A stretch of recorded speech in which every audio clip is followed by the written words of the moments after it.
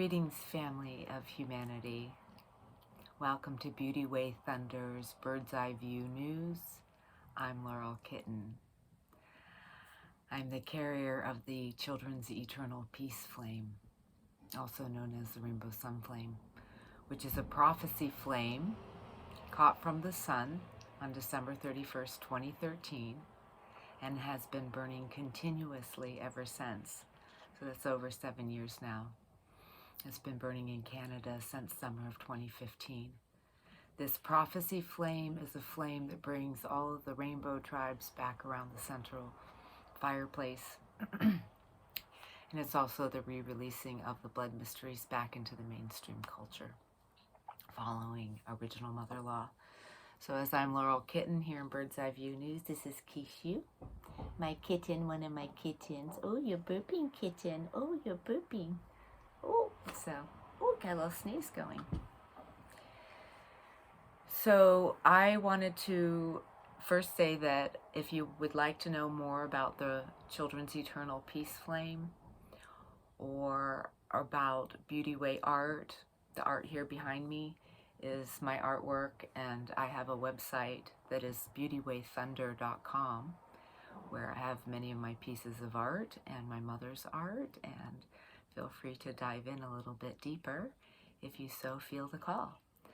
So Bird's Eye View News is an opportunity to come and have a dialogue about anything that feels relevant in the moment. And whereas I would like to periodically get into going through some of the artwork, and each of these pieces of art are tied to story and tied to ceremony and different auspicious things that have gone on through the living prayer of my life and my community's life. I've done these beautiful pieces of art as mappings of consciousness. So I will, as time continues forward, be deep diving into some of the artwork and what the messages are within them. Currently, what's alive for me, looking at Bird's Eye View News, I was feeling that it might be of hopefully of value for me to come on here and share just a moment about my own personal experience and how I am navigating through these profoundly unusual and challenging times we're in. I am, I would say, a planetary priestess. So I'm a tracker, I'm a huntress, I track patterns. And I have a beautiful group of mother queens in the Turtle Island area, all through North America, up in Canada. We've got women in all through Europe and Africa, and we are mother queen researchers. So we have 2 lines where we just are pumping in intel 24/7 to look at all the patterns, all the different narratives that we're up against right now, and how much what seems to appear to be intentional polarization that has been being pumped out through that mouthpiece that shows up in our living rooms, and looking at this mapping narrative where a profound fear is injected into the environment. Then there's isolation, separation. Then there's media pumping into the psyche of so many people's homes where they fall asleep with the same mouthpiece repeating over and over and over again a very specific narrative that what it appears to me is incredibly polarizing. So how do we deal with this? This is the question.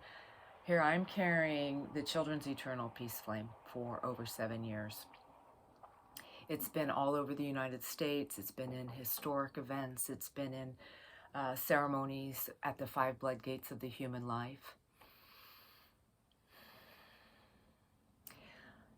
This is about truly all the people of all colors of humanity coming around the central fire, truly the heart of the people, and us bringing our beautiful medicines that we all carry and help each other reweave the greater hoop. This is my life, and has been my life, and bringing the blood wisdom teachings, the wisdom lodge teachings, the moon lodges, the sun lodges, supporting the sun lodges, looking at what are the rites of passage at each of the 5 blood gates, which is being born onto the planet, first blood, first ejaculation, mentorship into our adulthood, giving birth to our babies and our projects, holding our blood kingdom, queendom, where we know something about life and have something to offer, dropping our mortal coil, how we move through the death gate. The rainbow sun flame in the ceremony has been in restoring and reclaiming the birth through the death gate, reclaiming the blood of humanity, reclaiming the internal technology, reclaiming our deepest inner seat, our deepest root that allows us to rest into our planetary cosmic body. The true awakening at this time of humanity's sacred heart. We are in the prophecy of the 2 roads. Right now we're in the time of the two roads. One is what we are all being saturated with, which to me looks like an AI transhumanism cyborg agenda of enslavement that I would say I don't want to go down. And the other path, I call that the oil road. The water road, which I call, is the path back to the original mother law. It's path back to the inner technology, our inner root, our planetary cosmic body knowing daily as our living experience. What are the original protocols where we as the community, what is our responsibility as nature to help our other community members and family to fully embody? If how we know ourselves is through accurate reflection and appropriate physical contact, what is my responsibility to help my family embody all the way through the biological, psychological, transitional gateways of the 5 blood gate passages, the 5 blood gates. What are the rites of passage? What are the community's responsibility and role to help support the full embodiment, the full soulful embodiment of that which never forgot itself, never left the Creator? How do we allow ourselves to fully embody in our soulful intelligence, our emotional intelligence, to become a fully flowering human being, to be a true human being, going through the rites of passage? What is the sacred medicine I incarnated with? What is the sacred medicine you incarnated with? What is in our medicine bundles?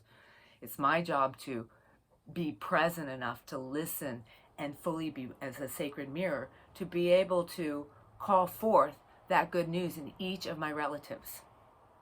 That's my responsibility as a good a guardian of the earth, the guardian of my earth and the guardian of the earth around me. So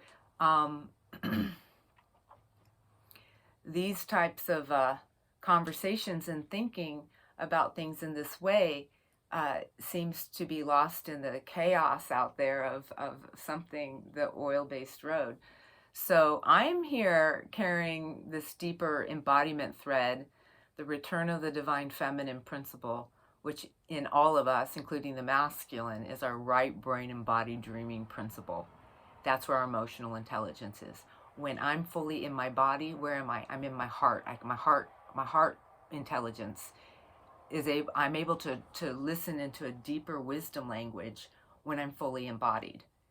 I have access to the interdimensional realms through the body intelligence and the feeling sensations that are given to me when I am fully taking that inner seat and in that profound level of listening and identifying who I am versus the environment around me and how it's translating in my inner intimacy. That is the divine feminine embodiment process of the feminine, which even the masculine, right brain, left brain. This is like right brain in all of us. That's where we go in dream time. That's where we go in ceremony. That's where we go into our, interdimensional realms of more of that oracle wisdom is available. That body intelligence lets us know what's happening in our greater environment of our relatives, and it's not just the humans, but also the creatures, the insects. But it takes us actually taking that deeper inner seat. So this is really touching on the conversation I have inside myself and in the world, and what I'm committed to. And it's really fascinating how the outside situation right now, and that mouthpiece coming in through the TV, and dealing with a lot of my people who have been in my life for 20, 30 years that are indoctrinated in the full-blown city life of Los Angeles, and witnessing the absolute separation and fear taking over like relationships. A few weeks ago I sent a video that was a main line worker in a nursing home who wasn't able to sleep all night, so we made a video, and he said, you know, they had not had any deaths in 2020. There were 5 COVID cases, but everyone was fine. And then they got the gene therapy injection, and they were all like dying.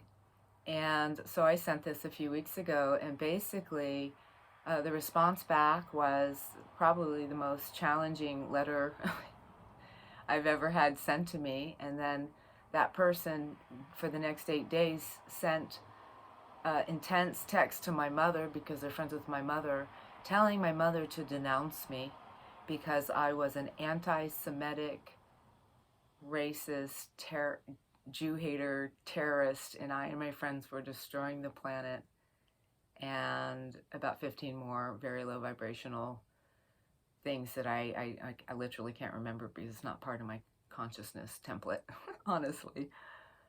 And then this person got another long-termer involved. I never even had a communication. All I did was that one day send a thing. I didn't communicate the rest of the time outside of that. And I've had a couple of the support people in my life, you know, over the last 30 years, completely decide to witch hunt me, all based on the propaganda coming out their telly. So I've been meditating upon this, and the importance of us doing our deeper embodiment work, making sure we go out and put our feet on the earth and the sunshine on our skin, and do our breaths and work in our body, and like know where we are and root down. Because when there's so much fear and people are just like going out and they are not rooting in, and they start getting lost in the confusion of the propaganda, it's like they forget who they are and they vacate. And that's the perfect moment when a outside narrative can fully come through them and do its best to destroy what's loving and true. And then they're fighting this projection of this program that didn't even source from inside their own body, inside their own heart intelligence. It didn't source from them. It was given to them unconsciously as they vacated. They've been indoctrinated, and now they think that this narrative is who they are, that didn't even generate from themselves, and they're not even enough in their body to even take a deep breath in their own belly to listen what their own true knowing is. And they're like in a trance state. Whew, super powerful. So this place, something I've really learned, and I'm going to wrap it up on this for this little short like touch in, but what I've learned over my life, and when there's a field of consciousness that's not functioning from the most coherent evolutionary place, these fields that are really kind of low functioning, polarized, separate, whatever that is, that in terms of bird's eye view news, If I'm too close into that ring of consciousness, if that energy comes and gets up under my skin and triggers me, then there's an opportunity I could be harvesting my own emotional body into this complete reversal code, insane, like mind sweep that's tied to bigger energetics spiritually that are not self-generating entity energies. They're ones that come in through the trauma points and harvest through the traumas to feed on the energy and the life force through that warring frequency. It's not even of the human way, but it comes through the human, through the trauma, through the fear. So securing our own inner seat, like our own sovereignty, our own spiritual gates, like having, all energies that are not of my highest good can be on the outside of my ring, and have some little spiritual Tibetan cakes and feed and get everything they need on the outside of my ring. But if there's a field coming at me, if I get the right distance, if I get my bird's eye view news, if I get into my bird's eye view, I get into my eagle view, I get enough distance out to be witness to what's occurring from this larger ring, it allows me to maintain my own sovereignty and my highest genius intelligence of how to alchemize what needs to be alchemized. What am I responsible for here? What do I need to know about deeper boundaries, and what energies are pushing into my field without asking permission? We're in a so this is an opportunity for much deeper spiritual work, much deeper intimacies of taking our inner seat and really knowing, tracking who am I, what's that, being able to differentiate from out there, not allow that to derail, which means sometimes I have to jump out into the next ring of consciousness to be witness. So, because if I'm in too close, it can like pummel me and like just totally, rip me apart. And not up for that. Not going to do that. I already have had that happen enough in my life. Don't need to do that anymore. So I've noticed that the distance of where my consciousness is within whatever I'm dealing with really makes a difference, because I really want to maintain my own coherency, my own ability to resource myself, and to Ho'oponopono alchemize what I need to alchemize in the deepest truth of awakening, as our pressure fields in our collective are really, have been amping up. And the shadow works with the light as a timing mechanism of awakening. And so I never dreamed I would be getting witch hunted for sending one video of a frontline worker, and there's so much propaganda being set up by those who are not sitting in their deepest root and taking on outside narratives. And I've noticed that the mainstream with the fact checker gods, which seem to come for certain people above every single person in their family. If the God of the fact checker says it so, then they are willing to destroy everything else in their life that doesn't agree with that. That is startling. That is a little bit scary. So I just want to acknowledge that the mainstream media fact checker God narrative, I see it literally as a box. It's like it is the Matrix. It's the Matrix, and I've been tracking that narrative because we're all here going, what the heck's going on? But there is a narrative that exists that's much larger than that little box of reversal code, gaslighting, mind control, mind sweep, polarization, confusion making. Again, gaslighting, did I say that? Politics. So I don't need to go into the deeper patterns of all that. I'm just like going, there's another narrative that isn't that. And so for those of us who end up getting hit by that, because we have relatives who are completely indoctrinated so deeply into that matrix that they are willing to destroy all their relationships that don't go with that. I'm holding a prayer for them to really come back home into their own bodies, find their root, and come back into their hearts, because I guarantee you their heart's going to tell them something different. But, you know, when we're in chronic fear, we get stress hormones, and then we can get into biological induced depressions. And if we hang out too long in these lower frequencies, then we got the feeders that come in and like latch on and work through us, and, you know, like, not into that. This is the Bodhisattva vow. This is what I'm going to end it on for today. The Bodhisattva vow, I really have integrated it deeply. And it's that we're to feel everything that we need to feel. And in the Bodhisattva vow, if it's a really intense process, usually it's 2.5 hours. You have 2.5 hours to work it out. Now, clearly, if you're going through a grief cycle, through death, or different things, it may take more than 2.5 hours. But the whole principle is, if you go beyond that, then you're involving your biochemistry. And then the longer you go, it's harder to pull out, and then you start having to deal with the spiritual issue of that. And then our neural network, and just habituating on that. It's not a good idea. It's not a good idea.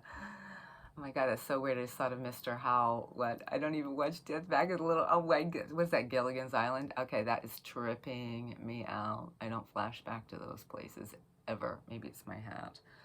That's tripping me. I have no idea, but there it came through, so I'll say it because it's so unusual. It's learning to resource, so we really feel it, but whatever comes up is an opportunity to do the inner alchemy, to actually release the self, the lineage, and help our relatives, because really all I've got, the only thing I'm responsible is for how I manage and navigate and master this elemental sanctuary of this beautiful body that's one with this planetary body and the cosmic body.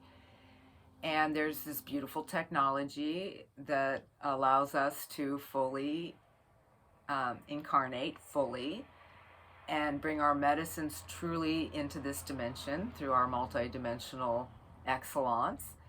And there are protocols that really help us get through the tight squeezes.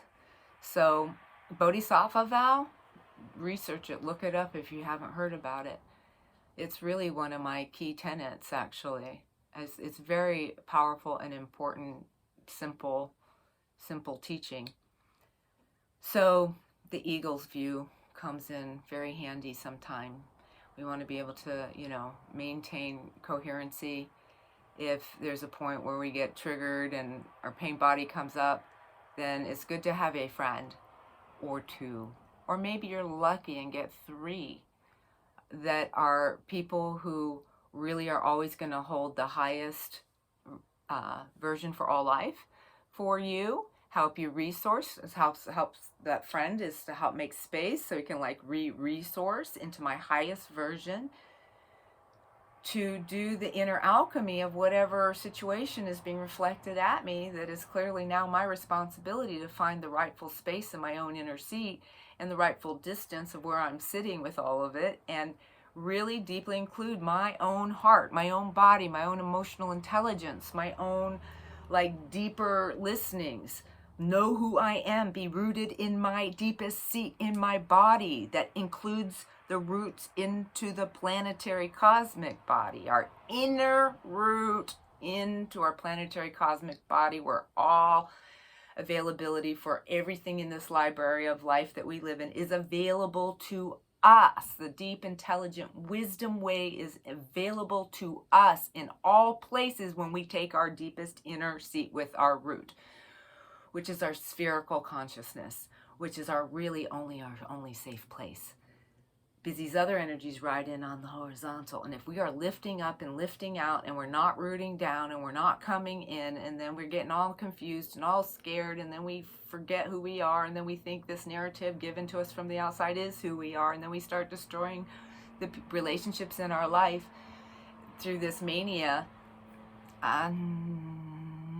It's a setup. I'm not doing it. I don't want to do that. Nope. So anyway, that's my little like 2 cents sharing here today, just as a little meditation. And I want to say thank you to everyone that's receiving this little message. I send a blessing to you and your deep breath and your sweet medicine that you carry and your empathy and your compassion and your creativity and your stamina and your willpower and the good way and your humbleness and your deep listening. Listening is the key. We got to really get into deeper body listening and really reclaim our inner seat. That's what I need to say at this moment.